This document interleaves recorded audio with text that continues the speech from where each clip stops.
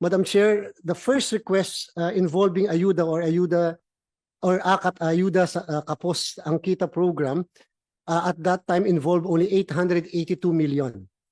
But on January, When was that? If you could just it repeat. was the letter was December 19, 2024. Okay. But on January 16, 2025, another letter was received by yours truly. This time, this is a supplement to the original request, again containing a request for exemption of AKAP, and the amount this time is 12,633,600,000. As of this time, Madam Chair, I have not acted on such a request simply because I am waiting for the guidelines as committed. Because doon nga po sa una, wala pa po yung guidelines. Doon sa unang in-approve natin na 882 million. So I cannot act on the second request until and unless there is that guidelines issued by the DSWD. Are you saying, Chair, that you acted on the first request of the 882 million? Yes, Madam Chair, but subject to the conditions enumerated therein. One of the conditions that yours truly had written in the exemption was the submission of the guidelines as publicly committed by the Secretary. Yes. You are also fully aware, I'm certain, Mr. Chair, of the conditional implementation imposed by the veto message of the President.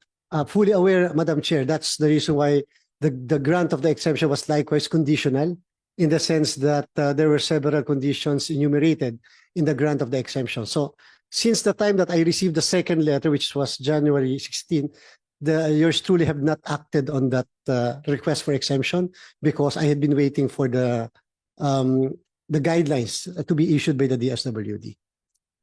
Ano ang kahuli-hulihang araw na maaring matanggap ang guidelines? Kasi March 28 pa yung binabanggit ninyo, pero alam naman natin sa 8 araw na lamang mag-uumpisa na rin yung national.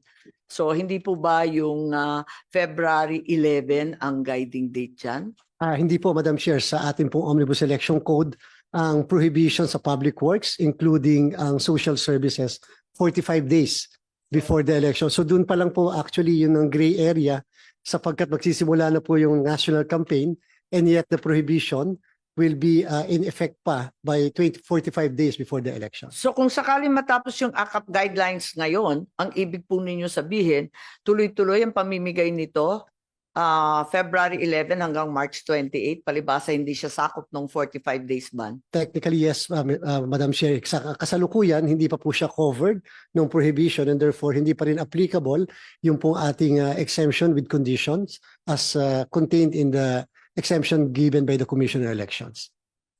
Ano yung iba't ibang mga additional safeguards na sinasabi? May nabanggit ba sa inyo? Pagkat yun din, baka naman may binanggit sa sulat. Yung 2 sulat na natanggap ng COMELEC? Wala naman po, Madam Chair, na mga binanggit doon. Kaya po nilagay namin sa one of the conditions are the following: that the exemption is prospective in application, that it shall not in any manner influence the conduct of the May 12, 2025 national and local elections and parliamentary elections, that it shall not involve any distribution of AIX to individual or AIX from May 2, 2025 to May 12, 2025.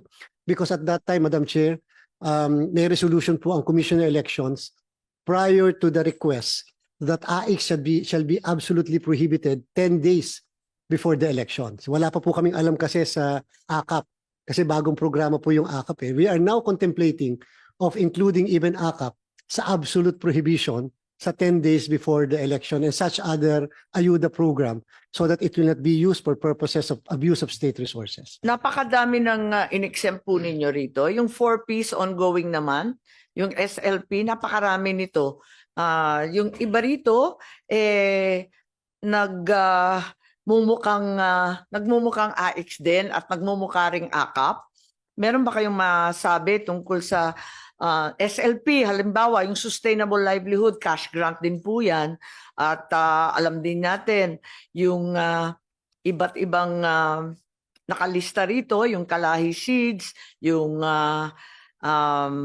iba't ibang Tarabasa Tutoring, marami po rito na sinasabi na halos ganun din, cash grant din. Yes, Madam Chair. Ipagbabawal rin ba ninyo ito o maliwanag na yung guidelines kaya tuloy-tuloy lamang? Una po, Madam Chair, wala pang guidelines kami sa kasalukuyan, and therefore we are going to review the guidelines to be submitted by DSWD. At kaya po napakagandang opportunity itong hearing so that the COMELEC will find out whether there is really a guidelines already Sa ibang issued. programa to hindi ang AKAP. Chair. Wala rin po naka-attach na mga guidelines. That's the reason why po. Exempt na raw ninyo to eh. Yes, Madam Chair. You accepted it without any awareness of the program or its implementation po? Yes, Madam Chair. Subject to the submission of the guidelines for the implementation of these programs, Madam Chair. Have you received guidelines for all 27 programs? Wala pa po, Madam Chair.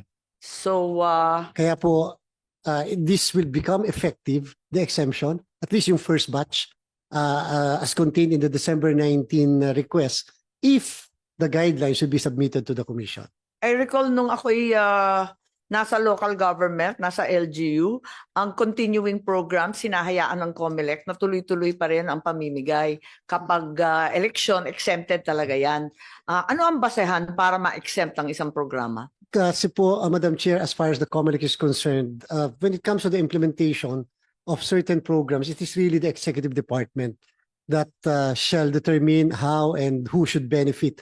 Hindi po para pakialaman po, Madam Chair, ng Commission. Kaya lang, we will have to see to it that it will not be used for purposes of electioneering or abuse of state resources in order to promote the candidacy of a candidate. Kaya po dun nga po sa aming conditions, isa sa mga conditions namin, at total sinabi rin naman ng kalihim ng DSWD, that there should be no politicians or candidates during the distribution of the ayuda. Nilagay din po natin yun as one of the condition. But of course, the meat of everything is the implementation. That's the reason why, sabi natin, baka pwede na during the distribution of all of these ayuda programs, present ang local COMELEC namin so that the local COMELEC will be the one to report to us the compliance of the DSWD hanggang sa baba noong pong mga guidelines, yung mga conditions po na nilatag natin doon sa exemption.